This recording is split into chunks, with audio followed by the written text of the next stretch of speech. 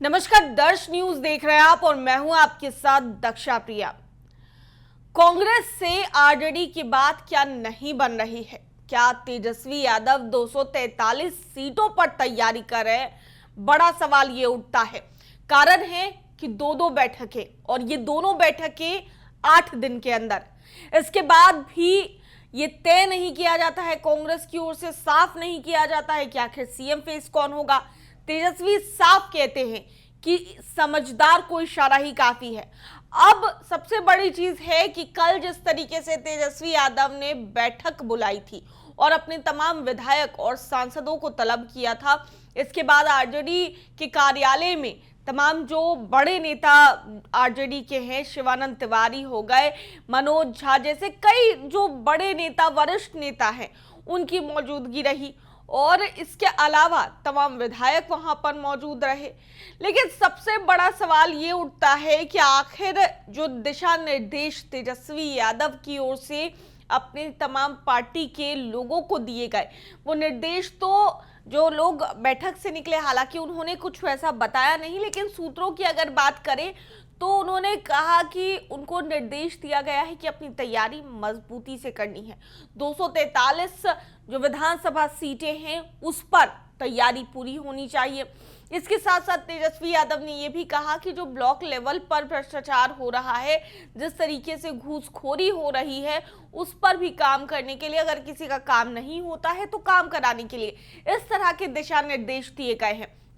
अब ये गौर करने वाली बात है कि जहां एक तरफ 2 बैठकें और एक बैठक और अब 4 मई को अगली बैठक होनी है, इसमें भी देखना होगा क्या होगा। लेकिन जो पिछली बैठक हुई थी, कृष्णा लवरू का चेहरा उतरा था और तेजस्वी यादव ने 135 सीटों पर चुनाव लड़ने की बात कही थी, जिसके बाद कांग्रेस भी ये कहती नजर आई कि ठीक है, आपको अगर 135 सीटों पर चुनाव लड़ना है तो कन्हैया कुमार का चेहरा हम आगे करते हैं। इस पर तेजस्वी यादव ने उनकी एक ना मानी और आपने देखा कि किस तरीके से तेजस्वी यादव लेट भी पहुंचते हैं, 1.5 घंटे लेट बैठक में वो पहुंचे थे। अब सबसे बड़ा सवाल ये है कि तेजस्वी यादव की अगर कांग्रेस से बात नहीं बन रही है, कांग्रेस अगर सीटों पर समन्वय नहीं बैठा पा रही है, तो तेजस्वी यादव आगे क्या करेंगे? तो तेजस्वी यादव भी अपने पिता आरजेडी सुप्रीमो लालू प्रसाद यादव की राह पर चलने को तैयार है और 243 विधानसभा सीटों पर तैयारी कर रहे हैं। हालांकि कांग्रेस का भी मिजाज इस बार बिहार में बदला सा है। कांग्रेस भी आगे क्या रुख अपनाती है, इस पर सबकी नजरें टिकी है, क्योंकि अलग तेवर में, अलग अंदाज में कांग्रेस नजर आ रही है। अपने जो ग्राउंड लेवल पे जो कार्यकर्ता है उनको मजबूत करने की कवायद पूरी तरीके से कांग्रेस की ओर से किया जा रहा है।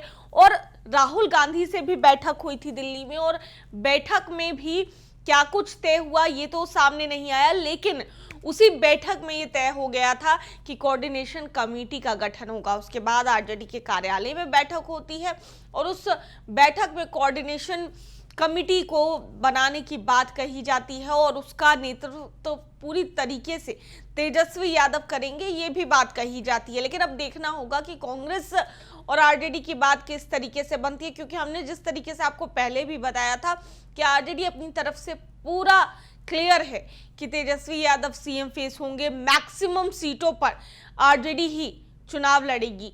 लेकिन अब देखना है कि कांग्रेस राष्ट्रीय पार्टी है और कांग्रेस किस तरीके से सामंजस्य बैठा पाती है, उतनी सीटों पर वो तैयार होती है या नहीं, नेगोशिएशन किस तरीके से कांग्रेस की ओर से किया जाता है। और इसके साथ साथ वीआईपी हो गए, लेफ्ट हो गए, ये भी पार्टियां हैं। लेकिन इसके बाद भी अगर बात कर ली जाए आरएलजेपी यानी कि राष्ट्रीय लोक जनशक्ति पार्टी, तो उनके भी साथ आने की बातें और खबरें जो है वो जोरों पर है। अब कब तक गठबंधन का ऐलान पशुपति कुमार पारस करते हैं ये तो गौर करना होगा। लेकिन फिलहाल अभी जो है, क्या महागठबंधन में सब कुछ ठीक है या खींचातानी पूरी तरीके से चल रही है, ये देखना होगा। बड़ी बैठक आरजेडी की होती है, क्या 243 सीटों पर तैयारी करने का निर्देश तेजस्वी यादव ने दिया है, आगे आने वाले दिन में पता चलेगा। दर्श न्यूज में फिलहाल के लिए इतना ही। बने रहे हमारे साथ देश और दुनिया की तमाम खबरों के लिए। धन्यवाद।